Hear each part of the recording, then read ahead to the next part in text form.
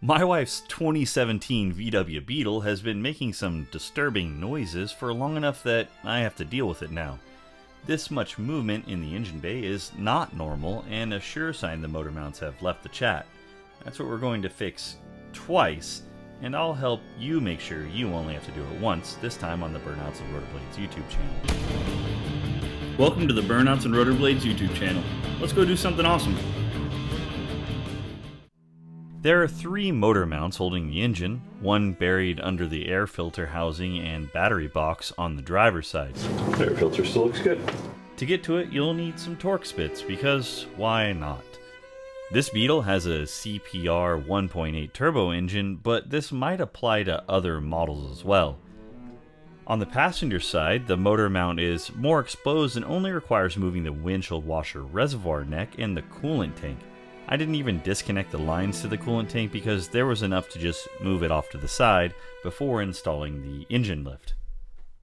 You can support the engine from the bottom with a jack, but I had this already and I needed to justify its purchase for both the wife and the IRS. Either way, the engine needs to be supported to remove the mounts. All of the bolts here are one-time use, torque to yield, and should not be reused according to VW. Also because, why not? The old motor mount didn't look terrible, though the rubber had begun to break down and dry rot, not to mention it flexed with a light fingering. Our friends over at ECS Tuning sent the replacement polyurethane motor mount and all new hardware. I opted for the polyurethane mounts wherever I could because polyurethane mounts are superior for performance but tend to transmit more chassis noise. Keep in mind that this is the wife's car, and that should allude to foreshadowing, if not, foreshadowing.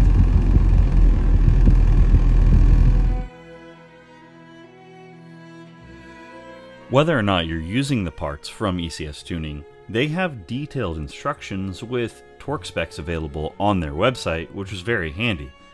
With the passenger side motor mount properly torqued, it's time to move on to the driver's side. With everything out of the way, the driver's side was pretty straightforward as well. It's a good idea to clean and inspect the area where the mount is located for corrosion or cracks.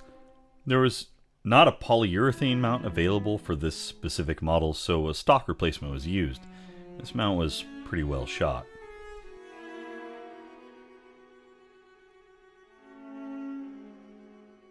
Just as we did on the passenger side, new torque to yield hardware was used for the new mount and everything was torque to spec. There are some things that aren't critical to torque, but this isn't one of those things. My public service announcement for this part is the importance of securing wire harnesses is often overlooked.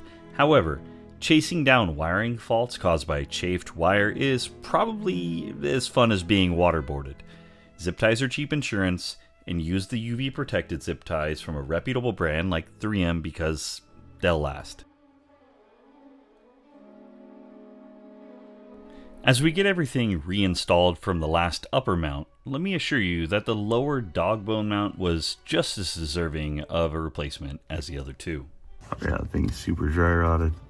The dog bone mount comes off easily, but the lower subframe bushings are a whole other story and require some special hardware.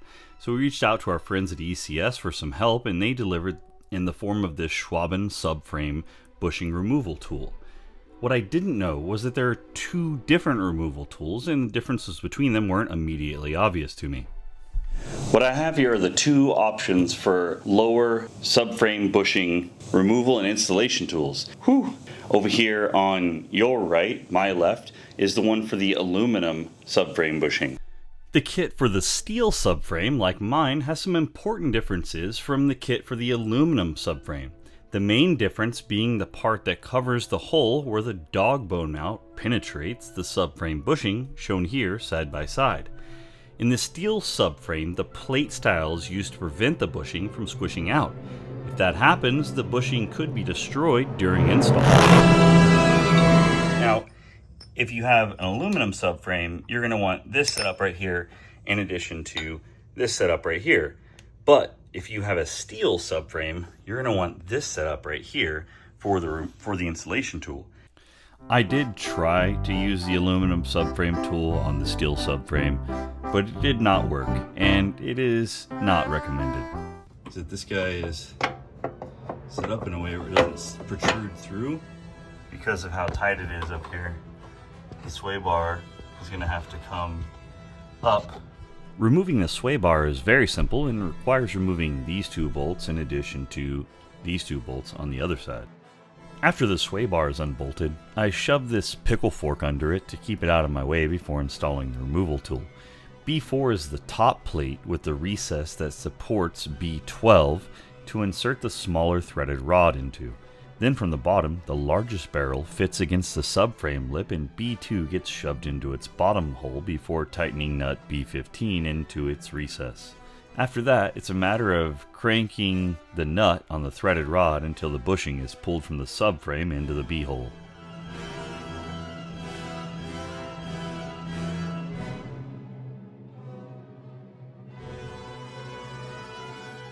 Both bushings looked pretty rough, but pay attention to the voids in these mounts. I'm going to call those comfort voids. The less void you have, the less comfort you have. In an unrelated bit of information, I ordered new mounts from ECS Tuning that were manufactured by 034 Motorsports. They're solid polyurethane mounts and are about the same price as the stock mounts.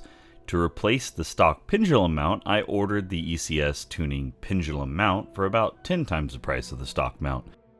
There's no illustrated parts breakdown that shows you the exact order on the website whenever you get this, so I'll go ahead and assemble it. This is what everything looks like assembled. Here would be the subframe. Above the subframe, you got your B6 and your B12.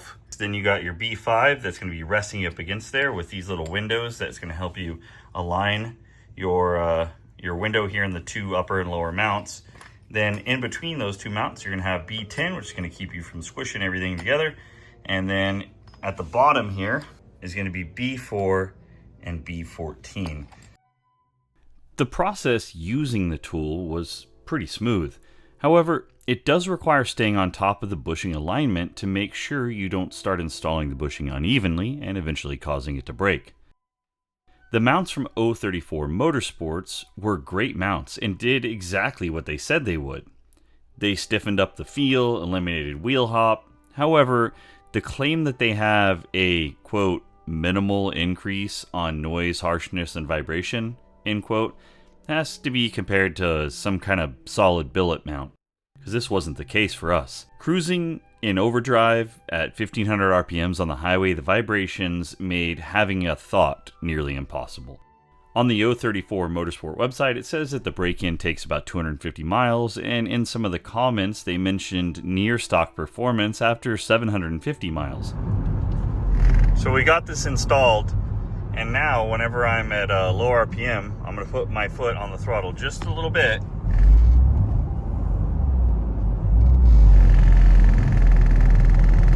It makes the whole car, including the mirrors on the outside of the car, vibrate whenever it's down at like that 1500, 2000 RPM mark, which is where we want to be when we're doing, 50, 60 miles an hour on the freeway during rush hour traffic.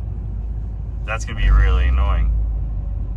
So I would not recommend that harder subframe mount. It's too much. For us, I went back to the stock mounts after 2,000 miserable miles. For a highway-driven commuter car, I would not recommend these mounts. For a performance weekend cruiser or a dedicated track car, this may be a great option. So the ECS dog bone mount has 0 instructions for the order that all these parts go into. She really doesn't like thunderstorms. So she got her thunderstorm jacket on, and we're just going to keep plugging on. But for 14 years old, she's a very good girl. Here I'm going to show you high misalignment spacer. This that goes on the top of that. This thing has quite a bit of slop in it. So what they did was they came up with this guy. It goes with the extrusion down to center up this rubber piece. That rubber piece goes on the bottom of this, in there. Then for the top section, high misalignment spacer, rubber sleeve, non-stepped spacer, and that goes right back in the top here. Now with all that, we put it in the vehicle. I do recommend using a floor jack to manipulate the engine to align the dog bone mount. The parent material the bolts go into, i.e. the bottom of the transmission, are prone to stripping if you force it. That one's installed now. All in all, the new stock motor mounts are a massive improvement. It no longer sounds like raccoons are fighting in a metal trash can every time the car breaks traction, and the tool from ECS saved me from needing to remove the entire subframe, replacing all those torque to yield bolts, and getting in alignment twice. Might as well change the oil over here. I appreciate you guys watching. If you don't mind smashing that like, subscribe button, leave me a comment down below if you like the content, and we'll see you on the next one.